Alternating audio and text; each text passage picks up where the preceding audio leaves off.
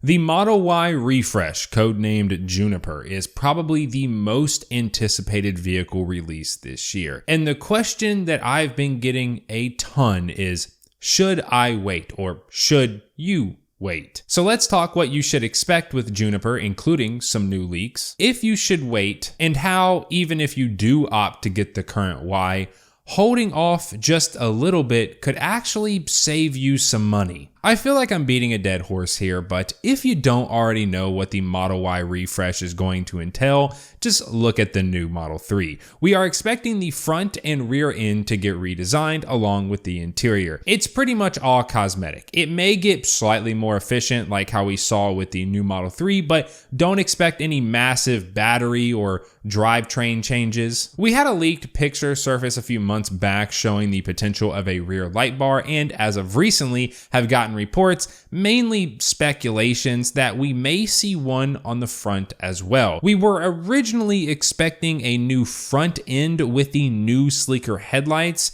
and the one-piece tail lights from the new 3 to make their way to the Y, but it looks like Tesla may have something different in store, which, to be honest with you, I'm all for. I think that the new 3 blown up into a Y wouldn't really look that good. Then again, I'm also just a fan of boxier SUVs. Like, I think the R1S looks fantastic. It's looking like Tesla may end up doing some design changes between the 3 and the Y, kind of like how they do with the S and X. They look somewhat similar, but are different enough in the right places to complement what they are, that being a sedan and an SUV. For the interior, well, the picture we got a while ago shows it looking very similar to the new 3, in particular the ambient light strip.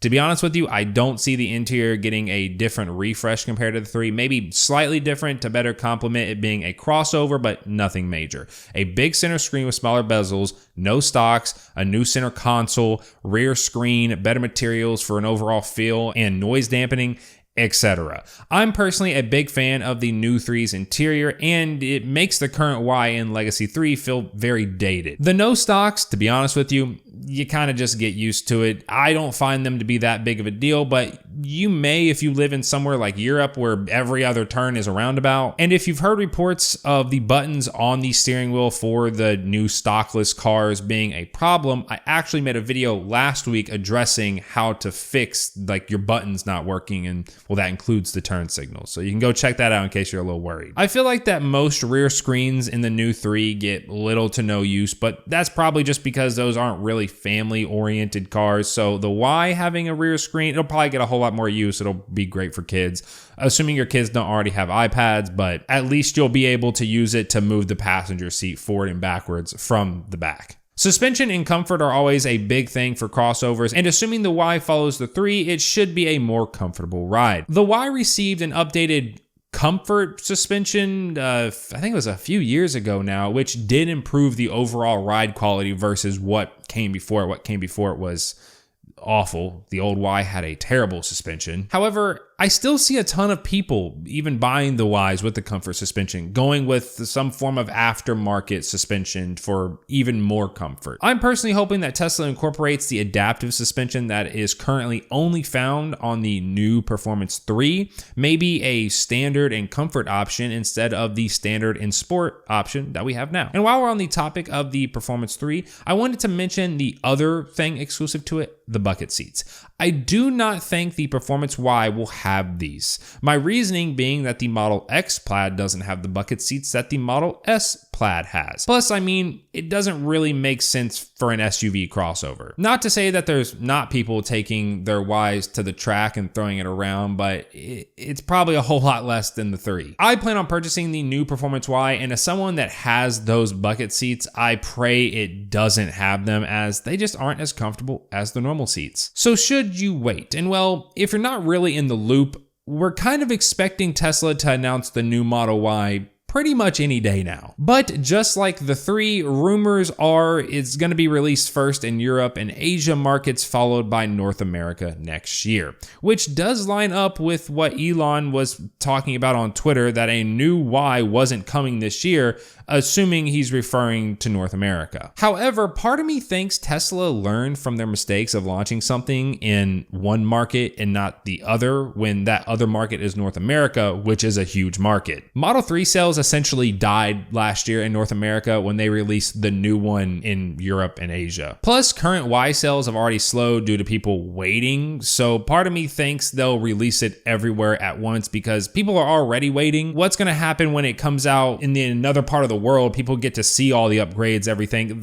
It's just going to make even more people wait. And even if Tesla does end up following the same release pattern that they did with the 3, so the Y wouldn't technically come out until next year, well, next year is only like 2 months and some change away. We're already in October. You've already waited this long. You might as well wait it out to just see what the new Y is going to have. And if it helps ease your mind, I do not know a single person that waited for the 3 and thought, man, I shouldn't have waited. And I know that there's the saying of there's always something new to wait for, and if you're always waiting for the new thing, well, then you'll be waiting forever. And I mean, that makes a lot of sense for small things, right? Like a new phone release or just something that releases on like a yearly basis. But the Model Y and its design was announced in 2019 and released in 2020. It's going on 5 years old now. They don't come out with a new refresh Model Y every year. Tesla tends to update their stuff every like 5 years. So yes, I think waiting would be the best idea. Also want to quickly mention that Tesla just announced their best promotion yet.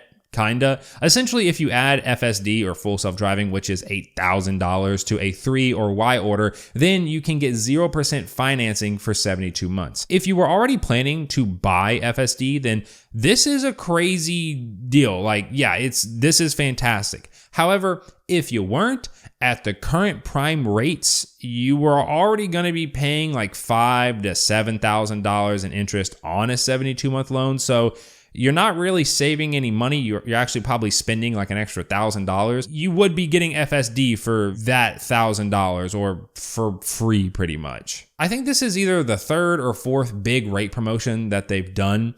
And you all know that I am actively wanting to get a Y, but ever since owning the 3, like none of these promotions have even tempted me at putting an order in for a current Y. So yes, even with the special deals they're running, I'm still waiting. Now, even if you don't really care and you're fine with the current Y, but you can afford to wait, like you don't need a car right now, I would try to hold off simply because Tesla is only going to continue sweetening the deals. So a week ago, if you bought a Model Y with FSD and needed a loan, you were paying interest. Today, you're not. The absolute best time to buy a legacy Model 3 was in inventory right when the new ones came out in the States. Like, I know people that got brand new Performance 3s for like over $10,000 off when the new one came out. Like, I'm talking like sub $40,000. Tesla is currently making a ton of Model Ys, and a lot of them are just sitting due to people waiting. And when the new one is here, what do you think they're gonna do to try to move the existing inventory of the old Model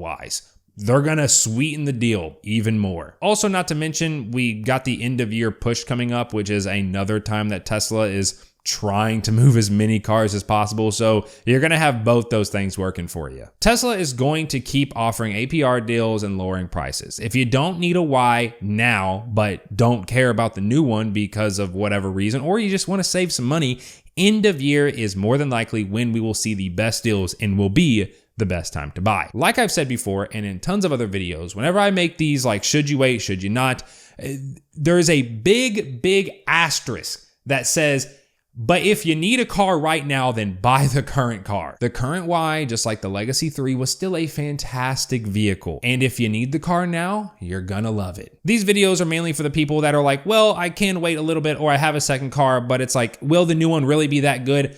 I personally think that the new 3 was that good and was 100% worth waiting for. So I'm kind of just applying that to the new Y. Also, do not forget to use a referral for the $1,000 off. My referrals are all used up, so you can't use mine, but I can only assume that there will be people down in the comments section that will have a referral for you to use. And for people wondering why I don't pick, just like random viewers and change my referral link to their referral, it's just against Tesla's TOS to advertise someone else's referral. But if someone in the comment section gives you their referral, then that's cool. Now, if you are new around here and you want to see more Tesla related stuff in your YouTube feed, then feel free to subscribe. Thank you all so much for 50,000 subscribers, and I will see you all in the next one.